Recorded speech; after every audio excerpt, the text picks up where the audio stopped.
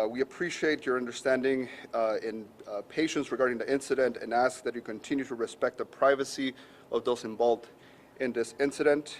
Once the FAA and the NTSB are on site, we will work together with them to provide additional information as soon as that becomes available.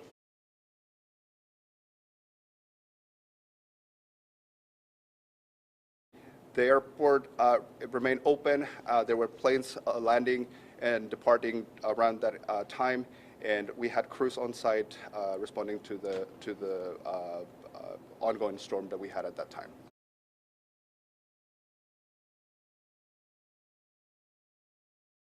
As you are all aware, there was a major storm that was making its way across the vicinity and across the country. So the weather was a factor in many operations, and I think that even before the accident, there were a significant amount of cancellations and delays already on the board. What can you tell